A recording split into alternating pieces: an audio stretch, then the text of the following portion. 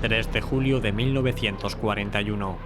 Apenas 10 días después de que comenzase la mayor operación militar de la historia, el general Halder escribió en su diario que no era ninguna exageración afirmar que el Ejército Rojo ya había sido ampliamente derrotado y que era de esperar que la Unión Soviética se rindiese durante los próximos días.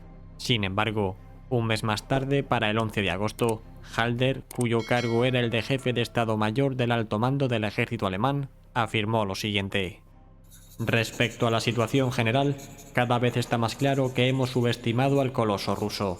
Al comienzo de la guerra habíamos calculado que el Ejército Rojo contaba con unas 200 divisiones. Ahora ya hemos identificado a más de 360. Estas divisiones no están armadas y equipadas de una forma similar a la nuestra y tácticamente están muy mal dirigidas. Pero en cualquier caso, estas divisiones están ahí y cuando destruimos una docena de ellas, aparecen otras 12 en su lugar de forma instantánea. A los soviéticos les favorece el factor del tiempo, ya que están cerca de sus propios centros de poder y producción, mientras que nosotros nos estamos alejando cada vez más de los nuestros. Tal y como vemos, la diferencia entre un mensaje y otro es abismal. La pregunta que tenemos que hacernos es: ¿qué ocurrió durante ese mes de julio de 1941? Pues bien, eso es exactamente lo que vamos a ver a continuación. El 22 de junio de 1941, el grupo de ejércitos centroalemán inició su avance hacia Moscú, siendo su captura el objetivo más importante de la Operación Barbarroja. Los primeros días de ofensivas estuvieron llenos de grandes victorias, en los que se incluye la captura de Minsk durante los primeros días de julio, en la que se infligen más de 300.000 bajas al Ejército Rojo.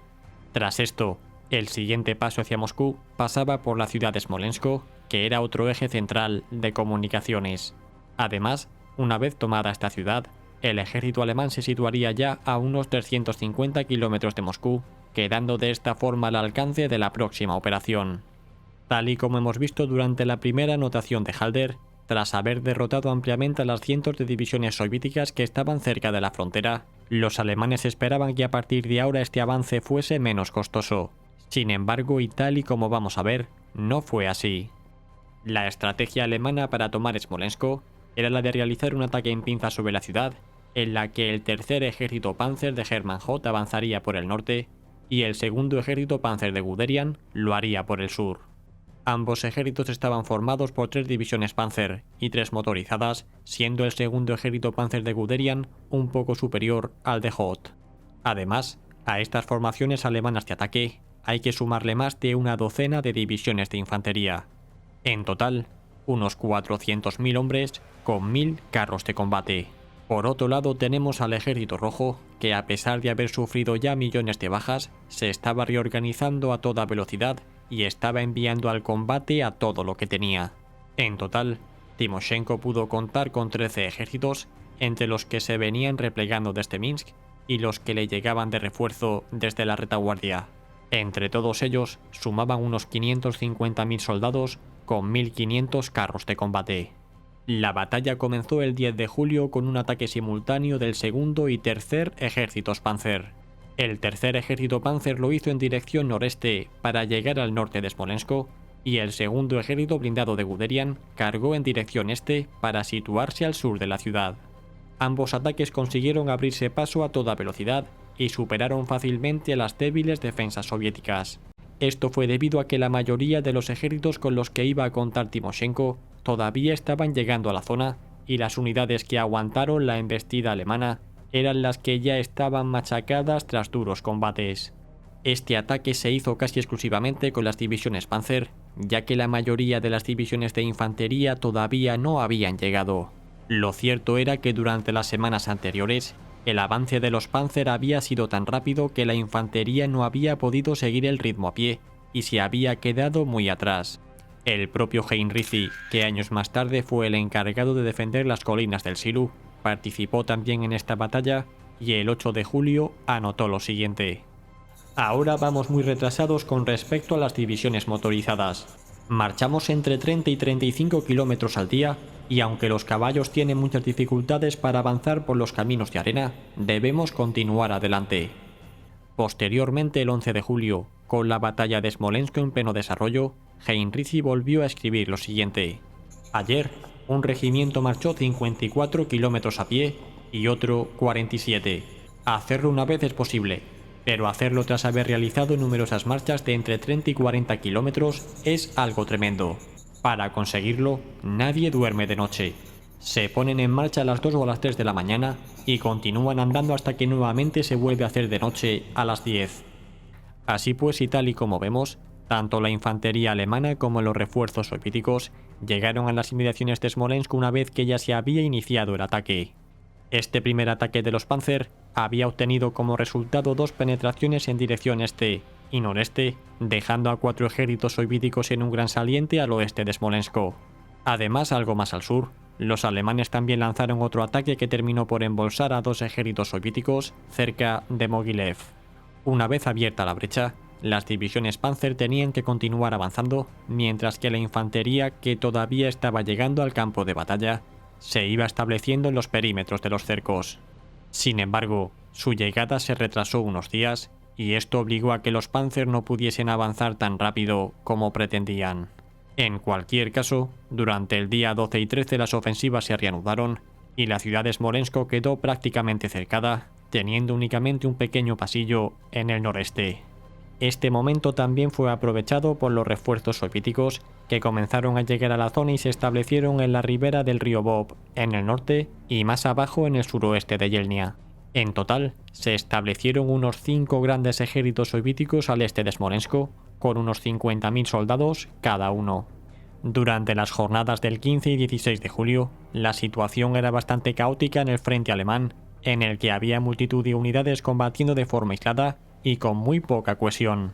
Así pues, y mientras que la infantería iba llegando a cuentagotas, las divisiones Panzer y motorizadas continuaron atacando a los soviéticos con la esperanza de terminar de quebrar sus defensas y su voluntad de seguir resistiendo. Este ataque se dirigió en el norte contra la ribera del río Bob y en el sur de Smolensk lo hizo contra la propia ciudad y contra el ejército de Rokossovski, que estaba situado al este de la misma.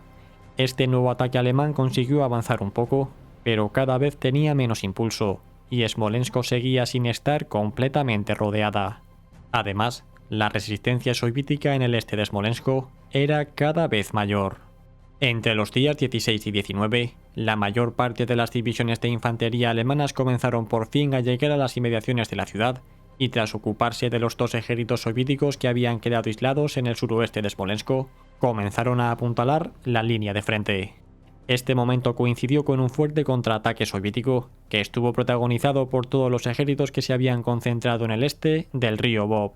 Este ataque pudo ser contenido por los alemanes y contribuyó a que se formase una línea de frente sólida en las inmediaciones de Smolensk en forma de S mayúscula. Mientras que estos combates estaban teniendo lugar, durante el día 16 de julio, Hitler emitió la Directiva 31, siendo esta una de las más importantes de toda la guerra. En ella se establecía que tras tomar Smolensk, el tercer ejército Panzer de Hoth tenía que desviarse hacia el norte para apoyar la toma de Leningrado, y el segundo ejército Panzer de Guderian tenía que ir hacia el sur para participar en la futura gran batalla de Kiev. Estos sin duda fueron momentos muy tensos para Guderian, Hoth y von Bock, que no querían desviarse de su rumbo hacia Moscú. En cualquier caso, la batalla por Smolensk continuó durante los días 20, 21 y 22, con una serie de contraataques soviéticos por toda la línea de frente, sin conseguir ninguna ruptura. Hay que indicar que la mayoría de estas tropas habían sido movilizadas a toda velocidad y tenían muy poco valor combativo. Los alemanes por su parte continuaron presionando durante los días siguientes, hasta que para el día 27 de julio por fin consiguieron cercar completamente Smolensk y también continuaron avanzando hacia el este, capturando además la ciudad de Yelnya. Tras unos cuantos intentos de Rokossovski por rescatar a las tropas cercadas, todo terminó el día 5 de agosto cuando la guarnición soviética de Smolensk se rindió. Las pérdidas en esta batalla fueron muy altas para ambos bandos, sufriendo el ejército rojo cerca de 450.000 bajas entre muertos, heridos y prisioneros, mientras que el bando alemán tuvo unas 100.000. Sin embargo, los duros enfrentamientos en este sector estaban lejos de terminar, y pronto comenzaría la terrible batalla de Yelnya, con resultados todavía peores. Si bien será una batalla que veremos próximamente, analicemos ahora las consecuencias que tuvo esta dura batalla por Smolensk. En primer lugar, Dejó claro a los alemanes la gran capacidad que tenía el ejército rojo para recuperarse de todas sus pérdidas y volver a lanzar grandes contraataques. Esto dejó claro que difícilmente se iba a producir esa gran victoria rápida y contundente en la Unión Soviética. Por otro lado, fue este el momento en el que se tomó la decisión de no seguir avanzando hacia Moscú y de dividir a las unidades del grupo de ejércitos centro para participar en operaciones que tenían como objetivo la captura de cientos de miles de soldados soviéticos que finalmente no serían suficientes para provocar el colapso del ejército rojo. Así pues, y antes de finalizar el programa, queremos destacar otra frase de Heinrici con fecha del 3 de agosto, siendo este el momento de la finalización de esta batalla. En ella, vamos a ver cómo el tono comienza a ser más desesperado y la victoria se ve cada vez más lejana. Cuando las unidades enemigas son destruidas, los soviéticos envían nuevos efectivos al frente y vuelven a atacar. Cómo lo consiguen los rusos es algo que se escapa a mi conocimiento. Mientras, nosotros apenas recibimos algún reemplazo. A veces nos preguntamos qué es lo que nos deparará el invierno, pues con total seguridad tendremos que permanecer aquí en Rusia. Así que, visto lo visto, tendremos que soportar una guerra de posiciones a lo largo de un enorme frente. ¡Qué perspectiva tan maravillosa! 5 de agosto de 1941. Tras casi un mes de dura batalla en las inmediaciones de Smolensk, en la que el grupo de ejércitos centro perdió el impulso de las semanas anteriores, los últimos defensores soviéticos dentro de la ciudad se rinden. Tal y como vimos hace unos días cuando analizamos esta batalla, en esta ocasión se vio como las divisiones de infantería no habían podido seguir el ritmo de las divisiones Panzer y la batalla se tuvo que iniciar de forma precipitada. Además, los alemanes se dieron cuenta de que la resistencia soviética iba a ser mucho mayor de lo esperado y tras llegar a Smolensk aún les quedaba un largo y duro camino por delante hasta llegar a Moscú. Fue también durante estos días en los que se decidió que el grupo de ejércitos centro iba a ser dividido para apoyar en el norte la toma de Leningrado y de Kiev en el sur. Así pues, las fuerzas alemanas en el sector fueron debilitadas y se mantuvieron a la espera de volver a ser reforzadas para continuar su asalto a Moscú. Durante los combates por la toma de Smolensk, el segundo ejército Panzer de Guderian también avanzó hacia el este y conquistó la ciudad de Yelnya durante los últimos días del mes de julio. Esta posición estaba situada en terreno elevado y serviría como punto de salida para el posterior avance hacia Moscú, por lo que Guderian decidió tomarla en ese momento cuando la resistencia soviética era relativamente débil. Esto generó un pequeño saliente en el frente alemán, que iba a ser el centro de los próximos combates sin que el grueso del grupo de ejércitos centro alemán estuviese allí para responder de forma efectiva a los ataques soviéticos. Lo que vamos a ver a continuación es la primera gran contraofensiva exitosa del ejército rojo contra los alemanes, que hizo saltar todas las alarmas en el alto mando alemán, debido a que dejó claro la gran capacidad que todavía seguía teniendo el ejército soviético tras haber sufrido grandes derrotas. Dicho esto, comencemos a analizar qué fue exactamente lo que ocurrió en Yelnya durante agosto y septiembre de 1941. Si bien Yelnya había sido conquistada por la 10ª División Panzer, la Dar Reich y la 268 División de Infantería, estas divisiones fueron posteriormente enviadas a la retaguardia para descansar y fueron sustituidas por 2 divisiones de infantería alemanas. De forma aproximada, este perímetro con forma semicircular tenía unos 70 kilómetros de frente, por lo que cada división de infantería alemana tenía que proteger una línea de 23 kilómetros. La 78 División cubriría el norte, la 292 el este, y la División 268 se estableció en el sur del saliente. Además, y para evitar que el saliente pudiese ser cercado por los soviéticos, la 15ª División de Infantería se encargó de la defensa de la entrada norte del saliente, y la 7ª División de Infantería lo hizo en la entrada sur. En total, se estima que estas 5 divisiones tenían unos 70.000 efectivos, apoyados por 500 piezas de artillería y 40 Stug 3. Por otro lado, los soviéticos estaban enviando refuerzos a las inmediaciones de Yelnya y Smolensk a toda velocidad, en un intento de frenar de una vez por todas el avance alemán.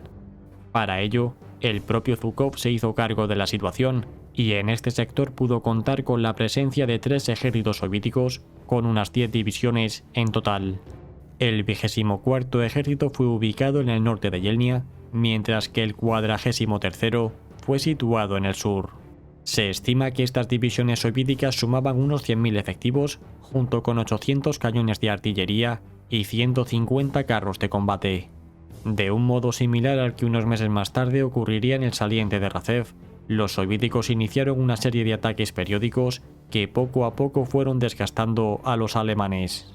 La primera de estas ofensivas tuvo lugar durante la primera semana del mes de agosto y fue un fracaso para las fuerzas soviéticas atacantes, ya que se lanzó de forma precipitada.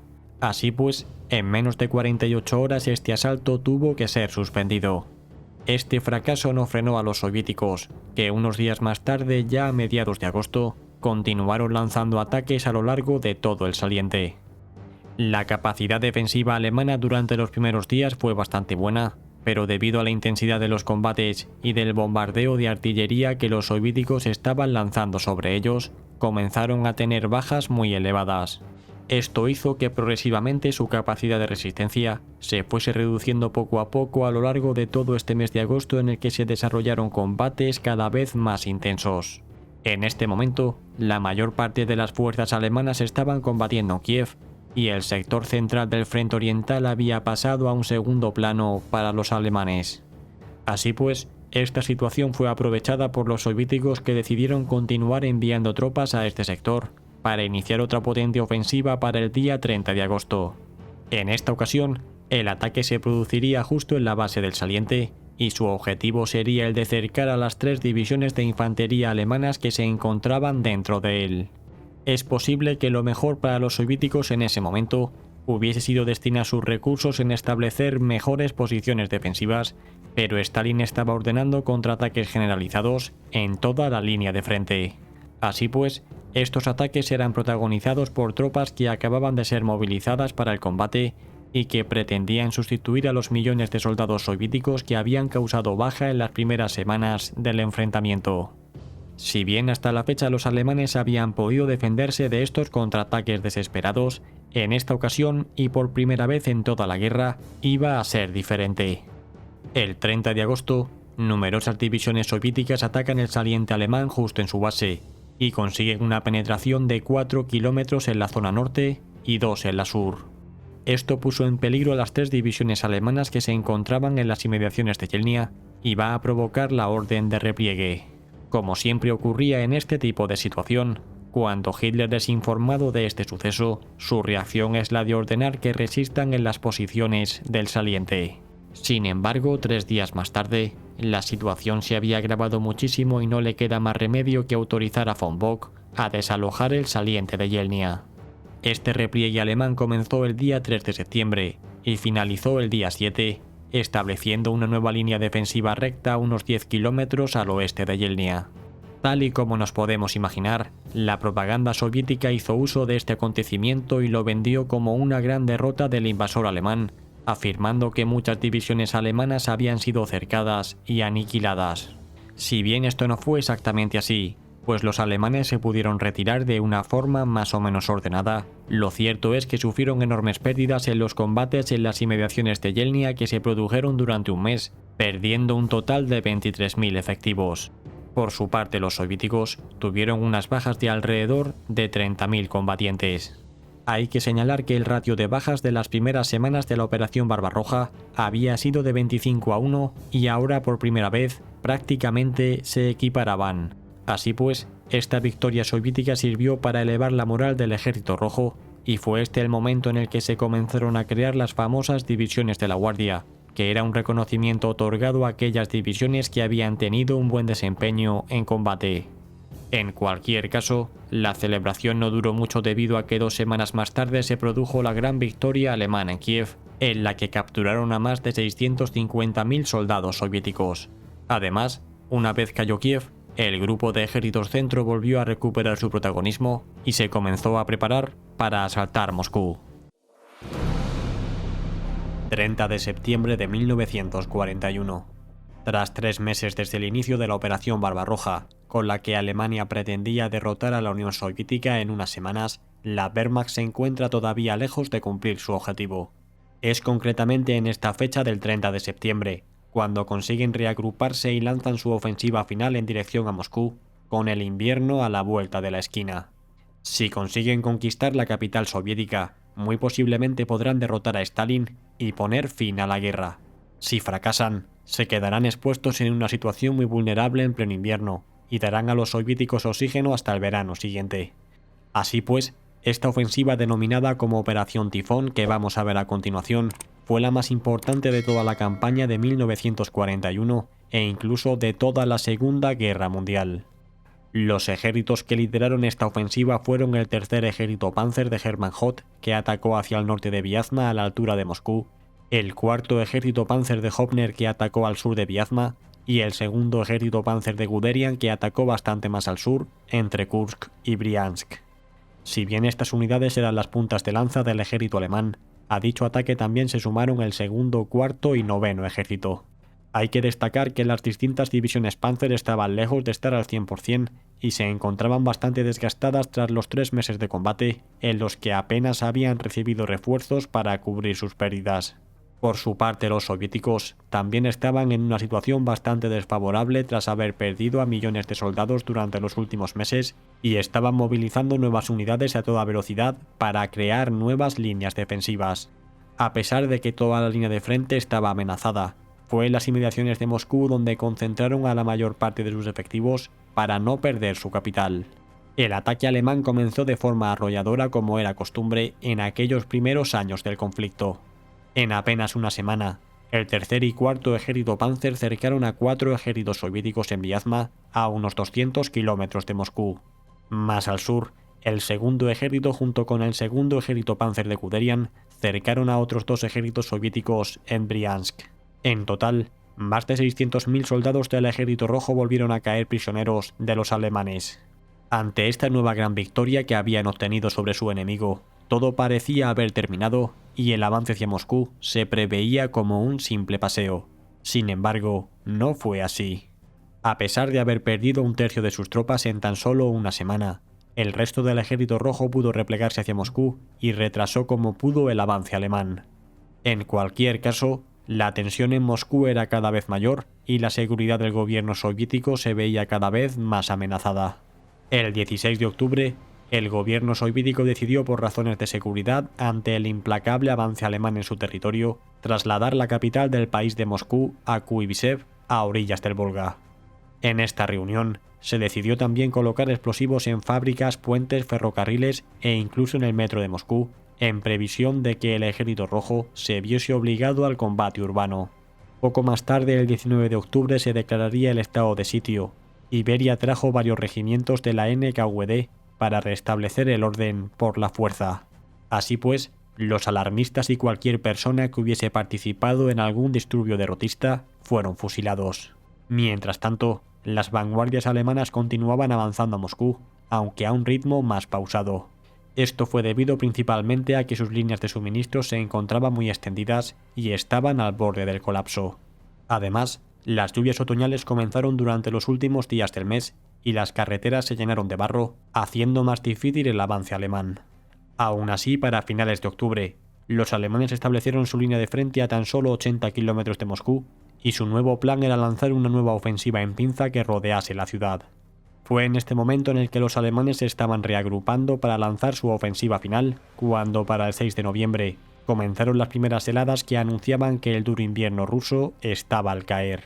Sin embargo, esto fue en parte positivo para los alemanes, debido a que endureció el barro y permitió el adecuado tránsito por carretera. Por otro lado, muchos soldados comenzaron a causar baja debido a la congelación de partes de su cuerpo, por lo que estaba claro que la operación tenía que terminar cuanto antes.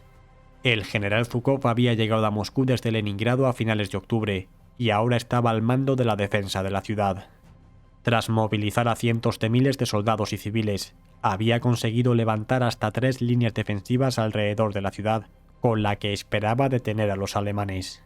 En un intento de elevar la moral lo máximo posible para afrontar mejor el combate que estaba por venir, Stalin organizó un desfile en Moscú en el que participaron, entre otras, las unidades que habían llegado desde Siberia totalmente equipadas. Además, Stalin dio un discurso en el que hizo ver que se había quedado en la ciudad para compartir su destino con el de todos los soldados y civiles de Moscú, y dijo que la victoria frente a los alemanes iba a ocurrir de forma inminente.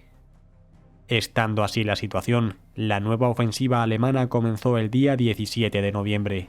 En esta ocasión, el tercer ejército Panzer atacaría por el norte de Moscú, el cuarto ejército Panzer lo haría cargando frontalmente contra la ciudad y el segundo ejército Panzer de Guderian cargaría desde el sur. El avance alemán duró hasta el día 5 de diciembre, siendo este el momento en el que el ejército rojo inició su contraofensiva.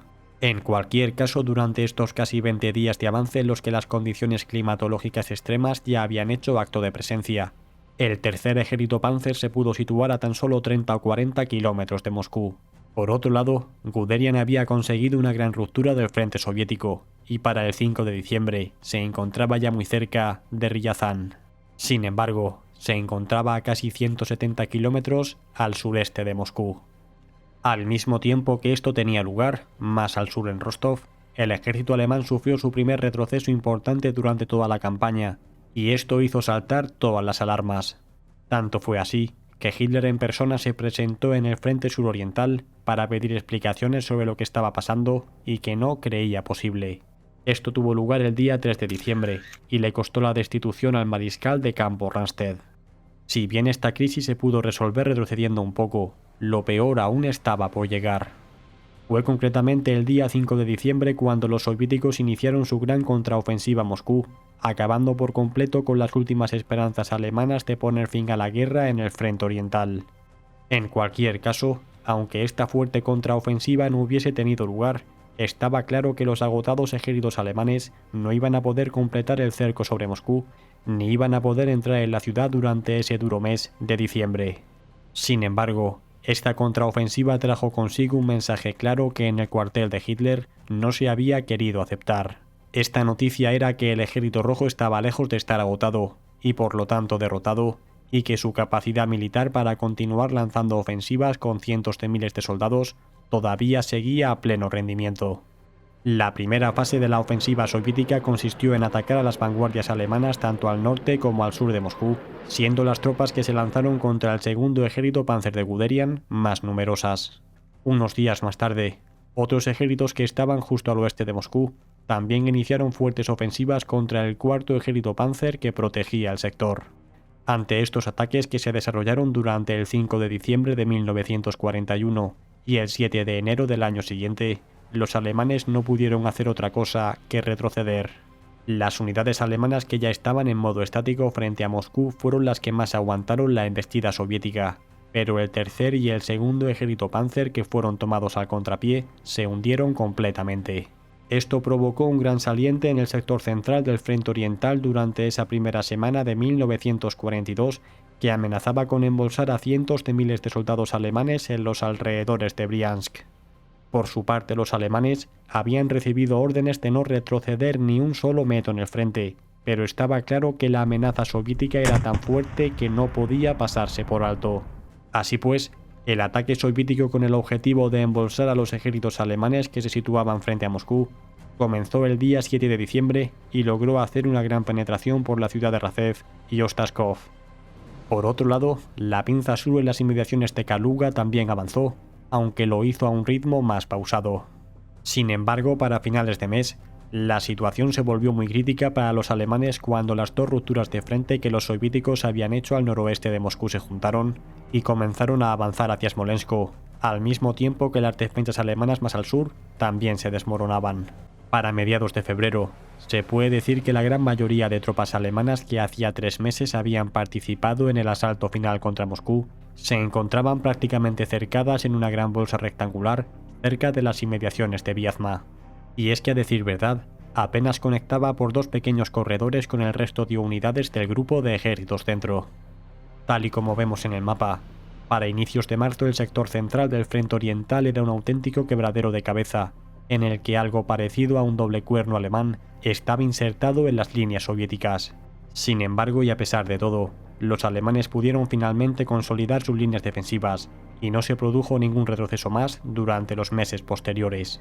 En cuanto llegó la primavera, pudieron reducir a las tropas soviéticas que se habían quedado aisladas en su retaguardia, y también seccionaron el saliente soviético que prácticamente llegaba hasta Vyazma.